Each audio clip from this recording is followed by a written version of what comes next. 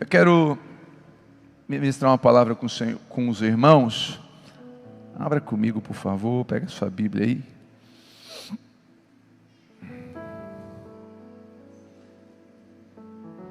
Abra comigo Mateus capítulo 5. Aqui. Mateus capítulo 5, versículo 1.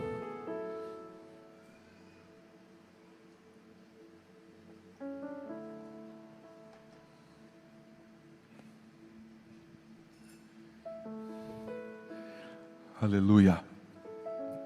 Vamos ler? Mateus, primeiro livro do Novo Testamento.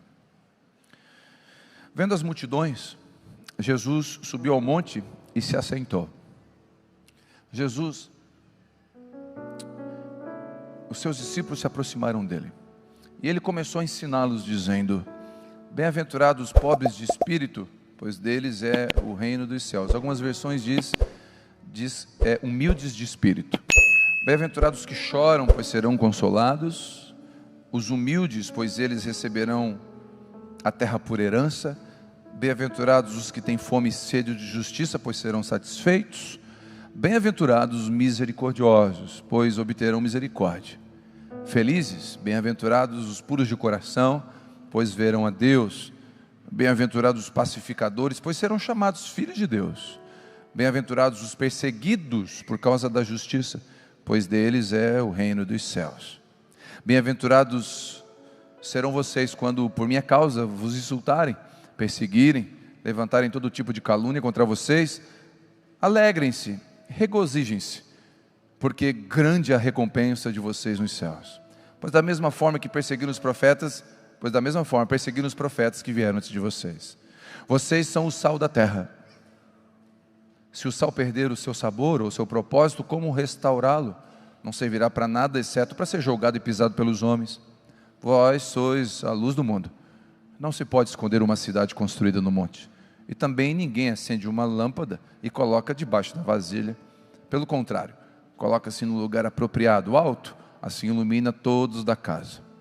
Assim brilha a vossa luz, a luz de vocês diante dos homens, para que vejam as vossas boas obras e glorifiquem ao Pai de vocês, que está nos céus. Amém. Amém? Quem quer ouvir a palavra do Senhor? Senhor Jesus, que essa palavra saia mais do que palavras da minha boca, mais verdade no coração. Que essa semente, que é a tua palavra, possa dar fruto na estação certa. O Senhor sabe quem está aqui e quem está online. O Senhor sabe o que cada um de nós precisamos, na medida de cada um. Eu não conheço, mas o Senhor sabe. Eu oro para que a tua palavra faça o efeito que ela pode fazer. Eu não consigo, Senhor, eu sou apenas uma caneta na mão do escritor, apenas um bisturi na mão do médico, mas é o Senhor que é o médico dos médicos e o escritor da nossa história. Por isso, escreva mais uma página da nossa história nessa noite. Amém. Amém. Amém. Mateus capítulo 5 fala das bem-aventuranças. Eu creio que todo mundo de alguma forma já ouviu essa expressão. Bem-aventurado é uma tradução livre, é feliz, muito feliz, alegre, uma alegria real, de dentro para fora, feliz, bem-aventurado. E Jesus, ele está com a multidão, mas ele se afasta um pouco. O texto diz, Jesus, no primeiro versículo que a gente leu, vendo as multidões, Jesus subiu e se assentou e os seus discípulos se aproximaram. Então, Jesus não pregou para a multidão as bem-aventuranças. Ele pregou para os seus discípulos. Presta atenção, Jesus vendo a multidão, se afastou no monte e os seus discípulos se aproximaram. Se aproximando dos discípulos, ele pregou para os discípulos. Então não foi para a multidão. Então eu quero dizer que a partir de agora, se você é discípulo de Jesus, todo o texto é para mim. Imagine você, quero que você tente imaginar, eu sei que não é tão simples, mas imagine você sentado em Jerusalém, sentado em Israel, sentado em algum lugar, num campo, e Jesus olhando para você, dizendo aquelas coisas: bem-aventurados sois, felizes vocês serão. Então, se você é discípulo do Telmo, não é para você. Se você é discípulo do Papa, não é para você. Se você é discípulo de um apóstolo, de qualquer outro pastor, não é para você esse texto. Mas se você é um discípulo de Jesus, e quem é, diga amém. Esse texto é para você, é para mim e para você. Jesus agora se assenta. Eu amo a humanidade de Jesus. Me constrange o Jesus próximo da gente. Um Deus todo-poderoso, adorado nos céus, que desce e se faz homem. Eu acho lindo Jesus, porque Ele era tão Deus e tão gente ao mesmo tempo. Ele era tão poderoso que Ele ressuscita Lázaro, mas Ele era tão gente que sentou-se para falar com seus discípulos. Eu quero que você imagine esse Deus poderoso que para conversar com Pedro depois de negar 3 vezes. Esse Jesus tão acessível. Tem um texto da Bíblia que eu amo, que os discípulos vêm todo felizes, assim, dizendo: Jesus, a gente expulsou demônio, a gente fez uma loucurada e deu certo, e a gente olha, não tem noção do que está acontecendo. Jesus, percebendo que eles estavam cansados, disse: vem comigo, vamos descansar um pouco, coma alguma coisa. Cara, a Bíblia registrou isso. A Bíblia ficou registrado que Jesus se preocupou com eles, não com o que eles fizeram. Entende? Você para pensar, Jesus não estava dizendo assim: vocês são importantes porque vocês expulsam demônios. Vocês são importantes porque eu amo você. Porque uma pessoa que é valorizada pelo que faz, ela não é amada. Uma pessoa que é amada não é valorizada pelo que faz, ela é valorizada pelo que é. Uma das coisas que a gente faz aqui na ABA é quando alguém casa, por exemplo, a gente pede: olha, sai do ministério por um período. Por quê? Porque você é mais importante do que o que você faz. E eu quero que você agora entenda o momento do casamento. Curta os 3 primeiros meses, pelo menos 6 meses, curta. Ganhou bebê, sai um pouquinho, para um pouquinho de servir. Não estou dizendo para parar de servir, mas um tempo, porque você é mais importante do que o que você faz. O primeiro ministério é a família. É claro, é o primeiro, mas não é o único. A gente tem a família como primeiro ministério, mas não é o único. Servir o próximo está na Bíblia. Não podemos deixar de servi-los. Então, você é importante para Jesus não pelo que você desempenha. Eu não sou importante para Jesus porque eu prego. Eu sou importante porque Ele me ama. Porque eu sou filho. E quem tem pai e mãe? Fala a verdade, o valor do seu filho não está na nota que ele tira. Não está na louça que ele lava. Nem no jardim que ele cuida. Porque o seu filho, ele é seu filho. Qual a razão de você amá-lo? Simplesmente porque ele existe. É um amor pela existência, não pelo desempenho, pela performance. E infelizmente, muitos de nós somos ensinados nas igrejas que nosso valor está no serviço. E se você não serve mais na escala, você não serve mais para nada. Sabe, irmãos, uma vez eu fui chamar um casal aqui da igreja. Eu vou entrar no texto ali que eu quero apontar, mas deixa eu compartilhar algo aqui. Eu fui conversar com um casal que estava congregando na igreja fazia pouco tempo. Fazia ali máximo um ano. Só que eles assumiram um ministério, eles estavam liderando o ministério da igreja. E eu tenho uma cultura aqui, a gente tem uma cultura nossa, que eu chamo às vezes um casal de líder de ministério, ou líder de convívio, eu chamo e eu dou uma oferta. Uma oferta. A gente dá oferta para pregadores que vêm aqui, por que não damos oferta para os irmãos que servem sempre aqui com a gente? E às vezes eu chamo um casal, não é uma grande oferta, não é assim, ó, resolve a tua vida. Não, às vezes são R$200. E eu falo exatamente o motivo. Eu quero que você saia para jantar com a sua esposa. Porque o seu casamento é importante para mim. Se o seu casamento estiver ruim, o seu serviço vai ser ruim. Se o seu casamento estiver em crise, a tua pregação vai estar em crise. Então a casa tem que estar bem para tudo correr bem. E aí eu chamei um casal. Só que eu avisei na segunda-feira: amanhã à tarde eu quero você na padaria, eu quero tomar um café com vocês. Na terça-feira estou eu na padaria. Eles vêm, estão chegando, eu olho eles vindo, os dois com cara de brabo. E eles estão vindo ali, vieram, sentaram, tá.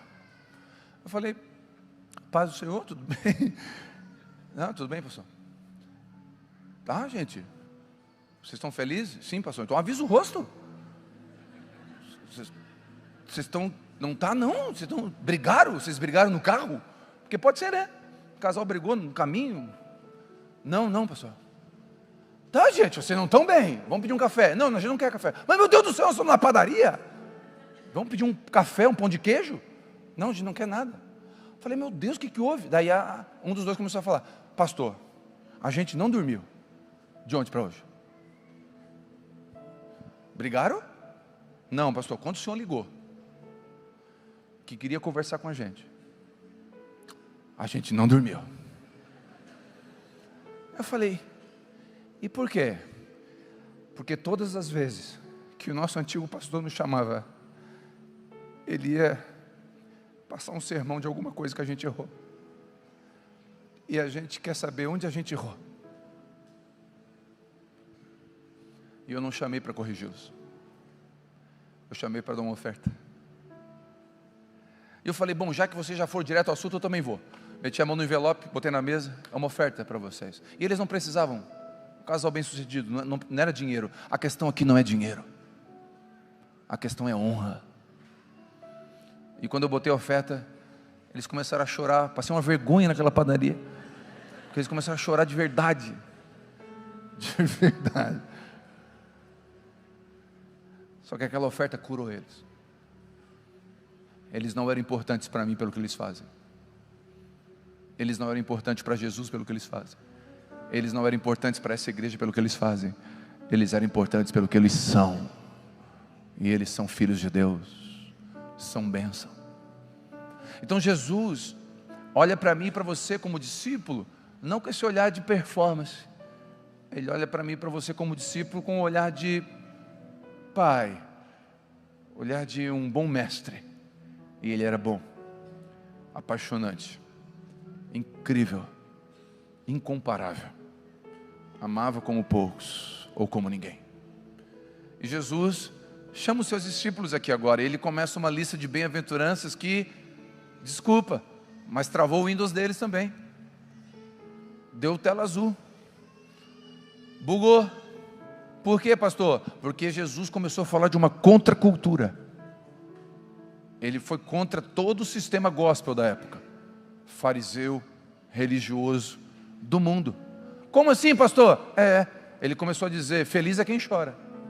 Peraí, que papo é esse, feliz é quem chora? Quem chora é triste. Se eu ver um cara chorando, eu vou dizer que ele está triste. Não, no meu reino não. No meu reino feliz é quem chora. Por quê? Porque ele está chorando. Quem fez essa pessoa chorar é que está errada. Mas quem chora não. Quem chora vai ser consolada por mim. No meu reino de Deus é diferente. No reino de Deus é diferente. Ele começa a dizer, feliz é o pobre de espírito. E ele começa a dizer, feliz é quem é insultado, não quem insulta. Feliz é quem é perseguido, feliz é quem é mal falado, feliz é quem tem misericórdia. Vocês são felizes. Aí Jesus está falando e está travando o Windows, porque o reino de Deus mudou. E aí eles estão aqui ouvindo, mas que papo é esse de feliz é quem chora? Jesus está dizendo o seguinte, o último é o primeiro. O fraco é que é forte, o humilde que é grande, quem serve é maior, e quem perde é quem ganha. Porque no meu reino não é igual no mundo. No mundo, quem é servido é maior. No meu reino, quem serve é maior. É uma contracultura. Nenhum mestre na face da terra pregou isso. Eu vi o testemunho de um muçulmano. Que entregou a vida para Jesus sozinho, lendo as bem-aventuranças. Ele começou a ler, feliz é quem chora, feliz é quem é perseguido. E ele começou a lembrar do que ele foi ensinado, que era para perseguir, para fazer chorar. E ele falou, eu quero esse Jesus, esse Deus aí, que é totalmente contra o que a maioria ensina.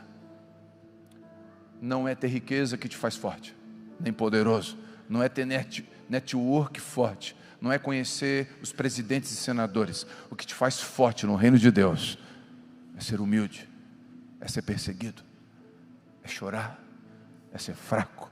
Eu já fui questionado por amigos, dizendo assim, vocês que creem, um ateu, claro, falando isso, vocês que creem em Deus, vocês são fracos, porque precisam de um Deus para sobreviver.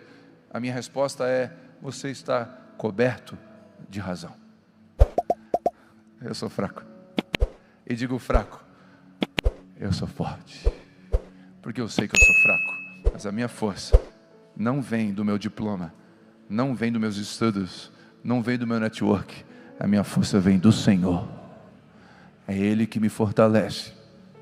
Posso todas as coisas naquele que me fortalece. Por isso que essa igreja, uma das coisas que nós temos nós não temos controle de dízimo aqui, sabia? Não tem carteirinha, não tem controle, eu não sei quem dá, para tocar aqui não precisa ter carteirinha em dia. Sabe por quê? Porque a nossa confiança não está no dízimo de ninguém, está nas mãos daquele que prove todas as coisas. Por isso que a gente não faz campanha de 7 semanas para você enriquecer, porque quem vai enriquecer é o Senhor se Ele desejar, e à medida que você aplicar os princípios dEle, você não vai ouvir promessa aqui que Jesus não prometeu. Eu não posso prometer se Ele não prometeu. E aí essas bem-aventuranças começa com a primeira: feliz é o pobre de espírito, ou humilde de espírito. Olha que lindo isso, pobre de espírito. Quem é alguém pobre de dinheiro? É alguém que não tem dinheiro. Quem é pobre de relacionamento? Está sem relacionamentos. Quem é pobre de amizade? Está ruim de amizade. Quem é pobre de espírito? É alguém que espiritualmente reconhece que precisa de Deus. Esse é o pobre de espírito. Os soberbos, o mundo, não é pobre de espírito. Eles acham que são melhores, não precisam de Deus. Deus está morto para eles. Agora eu e você, não importa quanto dinheiro a gente tem, a gente põe os joelhos no chão pela manhã cedo e fala: se o Senhor não for comigo nesse dia, eu não consigo. Cada venda que eu vou fazer, cada relacionamento que eu vou fazer, cada pessoa que eu vou encontrar, eu preciso do Senhor. Isso é pobre de espírito. Alguém que reconhece que espiritualmente é pobre e precisa da riqueza do alto. Sozinho não consegue. Por que a primeira bem-aventurança é aos pobres de espírito, pastor? Porque se você não for humilde de espírito, as outras bem-aventuranças não te alcançam. Escute isso. Uma das coisas que o diabo sabe que impede a gente de receber a bênção de Deus é a soberba. A Bíblia diz que Deus dá graça aos humildes e resiste ao soberbo. Então o diabo não precisa fazer força, não precisa botar doença na sua vida, ele não precisa fazer nada, ele só precisa botar no seu coração e no meu soberba. Porque se eu e você ficar soberbo, Deus mesmo resiste a gente. E o diabo fala assim: tu é o cara, tá vendo? Tudo isso aqui eu te dou, tá vendo? Você é o cara, dá ordem aos anjos. Lembra de Mateus capítulo 4? Jesus sabia que se entrasse soberba no coração de Jesus, o diabo sabia que se entrasse soberba no coração de Jesus, era o bastante para ser resistido. Então o diabo, ele não precisa dizer assim: vou te matar. Ele fala assim: você é o cara. Você é o cara, é mais perigoso do que eu vou te matar. Quando o diabo fala, vou te matar, quando manifesta demônio, eu vou matar ela, esse diabo já perdeu, esse aí já era. Ele já foi desmascarado, não tem mais força nenhuma. O pior é aquele camuflado que fala assim: você canta melhor que todo mundo na igreja. Esse é perigoso. Aí você vai inchando. A sua igreja, está vendo? Vai fazer um mezanino para mais 1000 lugares. Você é o pastor da hora. Eu ouvi essa frase de uma pessoa, eu repreendi na cara: pastor, tu sabia que tu é o pastor da vez, a bola da vez? Eu falei: está amarrado, Satanás. Ô pastor, estás repreendido. Não é tu, é o que está dentro de ti, por trás, falando contigo, sei lá. Sai agora, quem está aí? Fala o nome do chefe. Sai um por um para não tumultuar na porta. Não, peraí, por quê? Porque eu não vi maldade no irmão, mas o diabo usou a boca dele. Naquele momento, por um instante, eu fiquei grandão. E o diabo já veio de longe. Agora vai cair. Eu aprendi com o Hernandes Dias Lopes. Ele falou, eu perguntei para ele: reverendo, como o senhor lida com elogios? Porque, irmão, só entre nós, quem já ouviu o Hernandes Dias Lopes pregando? Dá raiva, não dá? Não dá raiva? Quem é pregador, dá raiva, dá raiva. Vou dizer por que dá raiva. Primeiro, porque ele não lê a Bíblia, ele cita. Então ele fala: abram em Efésios. Aí a gente abre, e ele começa a citar. Ele não lê. É quase uma hipocrisia. Como é que ele manda a gente ler e ele não lê? É que ele conhece. E ele prega, dá um negócio. Eu falo para ele: reverendo, depois que o senhor prega, minha vontade é me enterrar. Nunca mais pregar. E como é que o senhor lida com isso? Porque as pessoas vêm te elogiar. Ele fala: príncipe, ele me chama de príncipe, vocês estão queridos. Príncipe, Quando alguém me elogia, eu falo o seguinte: irmão, obrigado pelo carinho, louvado seja Deus. O que ele está fazendo? Soberba, sai daqui. Orgulho, sai daqui.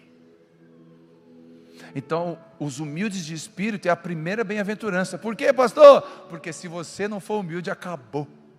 Deus coloca a mão no seu peito. E meu irmão, vou dizer uma coisa: se Deus é por nós, não, pode falar bem forte, para o diabo ouvir. Se Deus é por nós, mas se Deus é contra nós, travou o Windows, é? Eu vi um monte de tela azul aí, ó. Pam, pam, pam. Ah, é? E é mais uma pergunta a ser feita: se Deus é contra nós, se Deus bota o peito em mim e você, não tem demônio, não tem nada, não tem anjo, acabou. Então, se Deus é por nós, quem será contra nós? Mas se Deus for contra nós, e só tem uma forma de Deus ser contra nós: quando o orgulho e a soberba ocupar um lugar no nosso coração.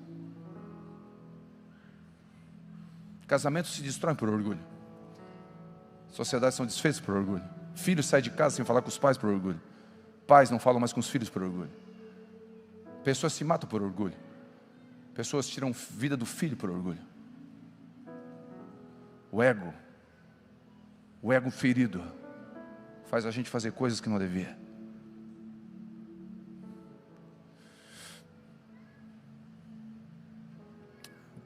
Os pobres de espírito, no mundo, lá no mundo, dependência é uma coisa ruim, né? Dependência química, é bom ou ruim? Bom ou ruim? Ruim. Dependência emocional, ruim. Dependência financeira, ruim. Coisa boa você ser independente no mundo, sim ou não? No reino de Deus, dependência é uma virtude. Você depende de Deus. Quem depende de Deus, levanta a mão e fala: eu dependo de Deus. No reino de Deus, dependência de Deus é uma virtude. Você está dizendo assim: eu dependo. Deixa eu falar uma coisa para você. Papai vai fazer 12 anos. Eu prego nesse púlpito há quase 12 anos. Por várias vezes eu preguei 5 cultos no domingo. Todas as vezes que eu subo aqui, é o lugar mais difícil para mim. O dia que eu subir aqui, sabendo como fazer, eu corro o risco de não ter mais ele aqui com a gente. E se ele não subir comigo, vai ser só uma palestra. Se ele estiver aqui, é a igreja dele sendo edificada.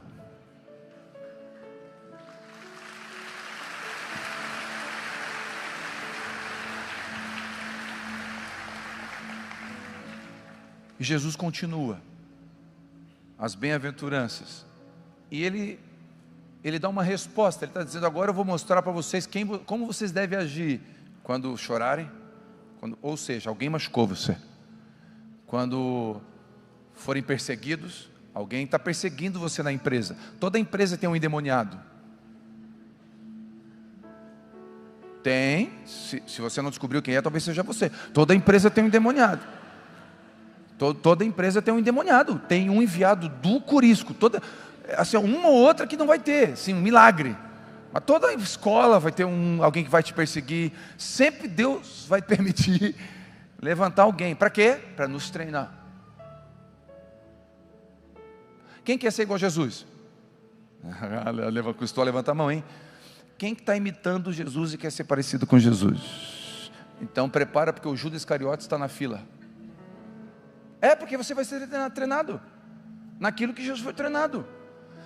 Jesus, eu quero ser igual a ti. Iscariotes, vai lá, ensina ele como é perdoar alguém que trai. Jesus, eu quero ser igual a ti. Tomé, vai lá, fala que está, mas não está na hora certa. Vai lá, fala que acredita, mas não acredita. Jesus, eu quero ser igual a ti. Pedro, fica tranquilo, Pedro vai vir. Você vai ter que ser treinado com Pedro. Alguém vai vir para treinar você a praticar isso aqui.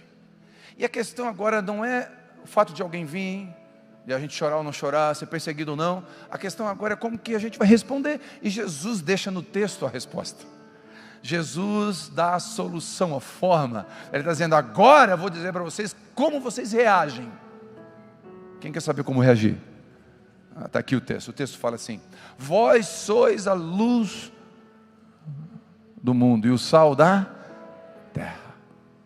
Então a resposta é sendo sal, é sendo luz. Essa é a resposta. É a forma de lidar com as dores da bem-aventurança. Então, se eu responder como sal e luz, eu vou ser bem-aventurado, eu vou ser feliz, vai vir uma alegria no meu coração que o mundo não entende. Eu vou poder estar vivendo um luto com um sorriso e uma gratidão que só quem tem Jesus pode passar. Eu vou estar vivendo uma perda, um abandono, eu vou estar vivendo uma traição, e vai ter uma paz dentro de mim que só Jesus pode dar. Por quê? Porque tem uma resposta, e a resposta é: vós sois sal e luz. Sal da terra. E o que o sal faz? Tem algumas propriedades no sal, eu queria pontuar com você. Primeiro, sal serve para provocar sede. Sim ou não? O sal provoca sede, mas o sal não provoca sede do sal, ele provoca sede da água. O sal não aponta para o saleiro, o sal aponta para a fonte de água viva. Então você é sal na vida, inclusive de quem te persegue, para que ele tenha sede do Deus que você já bebeu da fonte de água viva. Jesus é a fonte, e quando você bebe dessa água, você não quer beber de outra fonte. Eu não sei você, mas eu, uma hora dessa, há 29 anos atrás, eu estava na casa do rock, bem provavelmente, enlouquecido, sem rumo, à noite é uma loucura. Mas eu chegava na quarta-feira de cinza e realmente era cinza, e eu esperava ansioso pelo próximo carnaval. Até lá, um espaço enorme, um vazio enorme. Então a fonte que eu bebia lá do carnaval era uma fonte que dava uma alegria e voltava a ter sede. Aí à noite, um relacionamento com uma mulher, bebia, voltava a ter sede. A bebia, voltava a ter sede, até encontrar Jesus, para tu não ter mais sede de nada, só Ele satisfaz. E Ele começa a preencher de uma forma incrível, que ninguém consegue preencher, nem a religião, porque eu tinha religião e também não preenchia. Jesus é diferente de religião. E aí, você começa a ser sal, você provoca sede. Segundo, o sal tem o poder de conservar, Você sabe que na cultura, principalmente daquela época, não tinha freezer, E a preservação de alimentos era muito com sal, Então o sal é preservador. Deixa eu falar uma coisa: o sal preserva, o sal é conservador, o sal conserva valores. Então nesse mundo aqui, nós conservamos valores. Família é um valor, casamento é um valor. Hoje eu ouvi uma situação de um casal que estava numa crise, tempo de casamento, 14 anos, não lembro. E aí, nosso casamento, eu falei: vem cá, quero conversar com os dois. Porque eu vou abrir um espaço na minha agenda. Por quê? Porque casamento tem que ser preservado.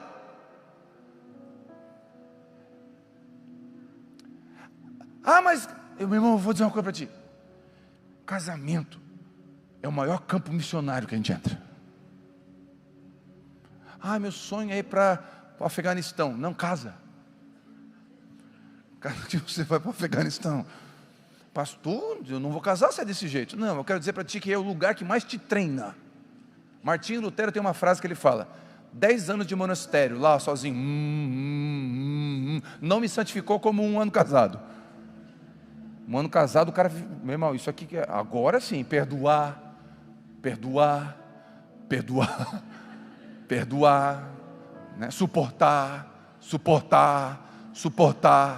suportar. Casamento é isso aí. É ou não é? Tem que suportar, não é fácil não. Aí Deus vai permitindo que eu seja conservador naquilo que tem que ser conservado, valores e princípios, porque o sal conserva. O propósito do sal não é dar sabor às coisas. Olha que legal, o sal não dá sabor à carne, O sal não dá sabor ao legume, ele só realça o que já tem. Deixa eu fazer uma pergunta, esposa. Você está ressaltando as virtudes ou os defeitos do seu marido? Vai, nem um silêncio. Que silêncio é esse? Marido, você ressalta como um sal as virtudes da sua esposa ou os defeitos? Eu vou olhar para cá para não denunciar. Você está sendo sal na vida dos seus filhos ou não? Você está ressaltando os defeitos ou as virtudes do seu filho? E não deixa esse mundo cartesiano colocar o seu filho num boletim escolar. Seu filho não cabe no boletim escolar. Vou falar sem medo. Se alguém não concordar, pega a fila. Está lá em Curitiba, o final da fila de quem não concorda. Os meus filhos não cabem num boletim escolar. Um sistema cartesiano de nota. Tu acha que minha filha, se tirar 3 numa nota, ela não tem virtude? Porque mediram por causa de uma prova? Nivelando todo mundo no mesmo formato de avaliação? Isso não é orgânico e não é saudável. É como colocar na mesma prova um leão, um rinoceronte e um macaco. Subir na árvore. Quem que vai ganhar? Quem que vai ganhar? É perguntinha simples mesmo de escola. Quem vai ganhar? Tá, e agora a prova é outra. A prova é força. Quem vai ganhar? O rinoceronte. Então não dá para fazer a mesma prova para os 3. Quando a gente coloca todas as crianças no mesmo plano cartesiano, nós nivelamos todos na mesma prova. As virtudes de uma criança vai ficar escondida. Isso é um perigo. A minha filha, quando chegava em casa, a Vitória, por exemplo, a Vitória não era boa de matemática, mas não era boa mesmo, ainda não é. Mas ela aprendeu a tocar violão sozinha, canta, prega, ela é gente, ela é humanas, é outro perfil. Mas ela chegava com as notas da matemática na escola e dizia: Vitória, 7 mais 7. Ah, mas 7 mais 7 é difícil. Na minha mente, que é mais matemático, acredite se quiser. Esses dias, eu no celular da Vivi, eu vi um print, 7 mais 7, 14. Falei: Vivi, isso aqui é real? Ai, na hora eu fiquei com dúvida, falei: Eu fiquei pensando, ela tem um cartão na mão. Se ela não soma 7 mais 7, como é que ela soma o que compra na Shein? Meu Deus, por isso que arromba tudo. Não tem. Aí eu poderia dizer: minha filha é burra, porque não faz na calculadora 7 mais 7. Eu poderia dizer que a Viviane não tem capacidade porque faz 7 mais 7. Mas ela está escrevendo livros que está tocando o mundo todo. Porque a gente não pode botar todo mundo na mesma prova. Cada um tem virtudes. Você está sendo sal na vida do seu filho, está destacando as virtudes? Ou expondo os defeitos? Posso ouvir um amém? Vós sois o sal da terra. Se vocês não estiverem na terra, a terra se perde. Vocês são conservadores. Vocês conservam os valores. Vocês protegem a família. Escute, posso dar um conselho? Não entre em briga que Jesus não mandou entrar. Posso ouvir um amém? Não entre em briga que Jesus não mandou entrar. Mas se Jesus mandar entrar para preservar os valores, não tenha medo de entrar numa briga. Teve um tempo atrás que tinha uma lei no Brasil que queriam colocar a criança sob os cuidados do Estado. O Estado ia determinar a educação sexual da minha filha. O Estado ia determinar. Meu irmão, eu vou para a cadeia, mas os filhos são herança do Senhor, dadas a mim, ninguém põe a mão neles. Eu vou para a cadeia e abro uma igreja, Abba Pai Prison Break.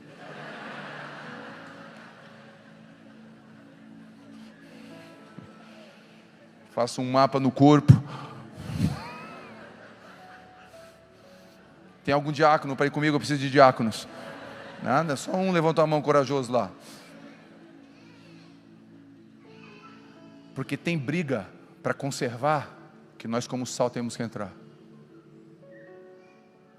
Não entre em briga para defender político. Você não é sal para isso. Deus não te chamou para defender político.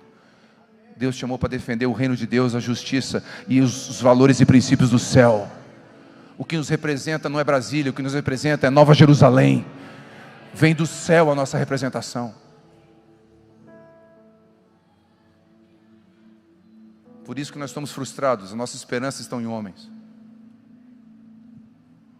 Posso ouvir um amém?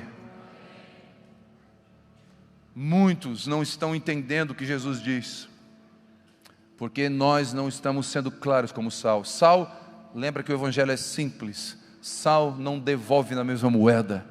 Sal anuncia o evangelho das boas notícias. Sal nos faz permanecer cristocêntricos. Sal ora pelos inimigos. Sal nos lembra que o evangelho é para a eternidade e não para a prosperidade. Vós sois luz do mundo. E a luz é interessante porque a luz não fala, a luz brilha. E de verdade, irmãos, eu tenho comigo que muitos parentes nossos não se convertem porque a gente prega demais para eles.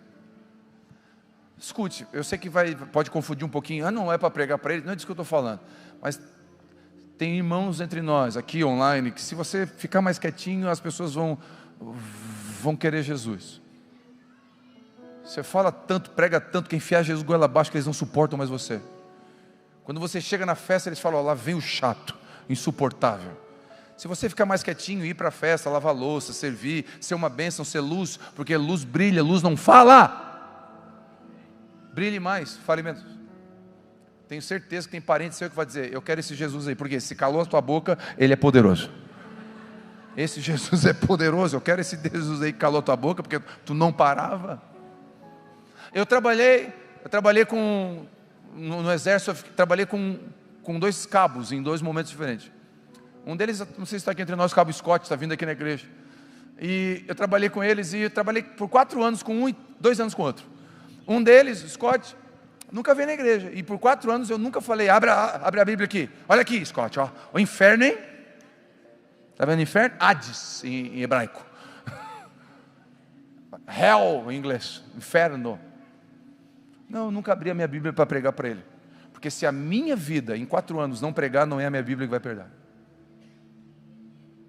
Se a minha postura como cristão em 4 anos não pregar para o Scott, eu não tenho que pregar aqui.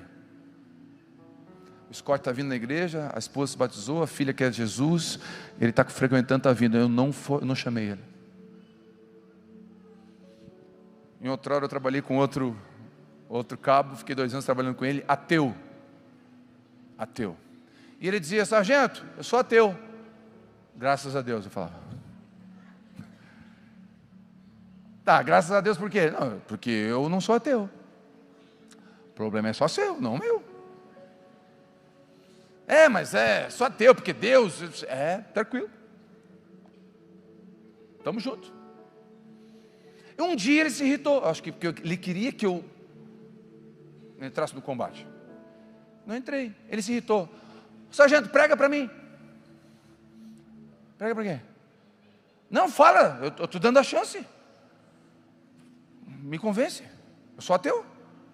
Fala aí. Rapaz, a Bíblia, não, sem Bíblia. Por que sem Bíblia? Porque a Bíblia foi escrita por homens. Tu queria que um cavalo escrevesse?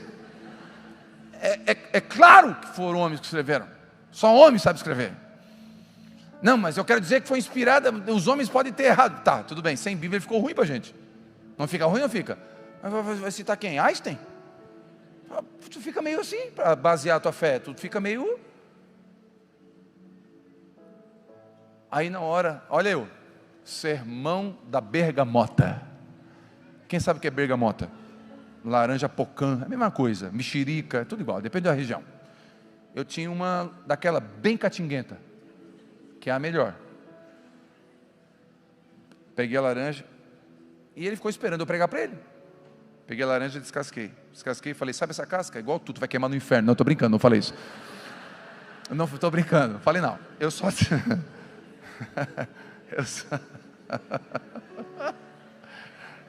Sabedoria zero. Aí eu falei, eu descasquei a laranja, e descascando ele me olhando. Eu peguei um gomo, e ele esperando o sermão. E fiz assim, ó. Gostosa essa laranja. Daí ele, o que tem a ver? Não, fala a verdade, é ou não é maravilhosa essa laranja? Não sei. Por que tu não sabe? Como tu não sabe? É maravilhosa essa laranja, como tu não sabe? Não, eu não sei, eu não experimentei. É isso, não adianta eu te falar. O dia que tu experimentar, Deus, tu vai entender o que eu estou te falando. Ficou aí. Sermão da laranja. Vou escrever um livro, Sermão da Bergamota. Passou 2 meses, ele entra numa segunda-feira, entra no quartel, entra na sessão, vem na minha reta, me dá um abraço, chorando, 2 homens chorando. Eu falei, Jesus, que vergonha. 2 homens fardados chorando. Ele falou, lembra da laranja? Eu falei, lembro. Fui no culto de um amigo meu que ele me convidou, experimentei a laranja. Deus é verdadeiro. Eu vou me batizar, eu entreguei minha vida para Cristo. Porque não tem a ver com o sermão, tem a ver com a laranja. E se as pessoas verem vocês chupando laranja, tendo um relacionamento com Deus, elas vão dizer, eu quero isso. Peraí, aquele cara, ele passou por uma crise pelo casamento, mas ele tem paz. Ele está na mesma empresa que eu, tem o mesmo chefe endemoniado, mas ele tem paz. Ele está, meu Deus, ele recebe o mesmo salário que eu, mas ele agradece todo dia. Que laranja é essa? Que eu não experimentei ainda. Eu preciso beber para ser feliz. Ele não bebe, tem uma alegria fora do comum. O que é isso? Ele não precisa de cocaína, eu preciso. Laranja. Luz. A luz não é o caminho, ela ilumina o caminho. A luz não busca seguidores, ela mostra quem devemos seguir. A luz não nos impede de cair, mas mostra as pedras no caminho. A luz traz saúde, traz vida, vitamina D, o sol quando incide sobre nós, a luz de Cristo quando está sobre nós traz vitaminas. A luz permite que nos alimentemos bem. A luz denuncia o que está errado, sem falar. Você não precisa, mulher, dizer para o seu marido orar. Basta você orar, deixa ele ver você orando. Você é luz, pai e mãe. Não force o seu filho a ler a Bíblia. Deixa ele ver você lendo a Bíblia. Você só vai iluminar o caminho que eles devem ir. Você não tem que falar de perdão. Você fala para seu filho perdoar o menino da escola que machucou ele, que ofendeu ela, mas você não fala com a sua sogra. Você não tem autoridade, você não está sendo luz. Os nossos filhos não fazem o que a gente diz. Eles fazem o que a gente faz. Os olhos dos nossos filhos não estão fechados para aquilo que a gente faz, ainda que os ouvidos estejam fechados para o que a gente diz. Aquela mulher da dracma perdida teve que acender luz para descobrir o que tinha perdido. Tem gente aqui essa noite que precisa da luz de Cristo venha sobre você, para você descobrir coisas que você perdeu no caminho. Vós sois a luz do mundo. Não se acende uma candeia e se esconde. Deus não te chamou para esconder. Não fazemos para mostrar, é impossível não ver aquilo que fizemos. Nossas boas obras falam de nós e por nós, e falam do Deus que a gente serve. Deixa eu dizer uma coisa, escute. Eu não preciso ficar me justificando para o mundo que essa igreja, onde investe o recurso, eles vêm. Eu já soube de vários casos, de conversas em rodas de família. Irmãos aqui da igreja estavam em roda de família. Ele, 2 crentes, o resto ímpio, não crente, e o assunto foi Abba Pai. E não crentes falaram, mas aquela igreja investe no pobre. As nossas obras falam mais do que o nosso discurso. A gente pode falar o que quiser. Se a gente não fizer, é só discurso. É só discurso. E as pessoas estão cansadas de discurso. Estrela não tem luz própria, ela reflete a luz do sol. Você não tem luz própria, você tem a luz de Cristo que está sobre você. Deixa refletir, Muitas pessoas que passarão por você nunca vão ler a Bíblia, mas muitas vão ler você. E eu oro para que ela leia em mim, em você, virtudes do reino de Deus. Posso ouvir um amém? A minha oração nessa noite, que possamos ser bem-aventurados, felizes. Quem quer ser feliz? Eu quero ser feliz. Que possamos causar sede nas pessoas, ressaltar as virtudes delas. Que possamos refletir a luz de Cristo, para que as pessoas enxerguem o caminho, a verdade, e encontrem a vida. Quem recebe essa palavra? Fica de pé.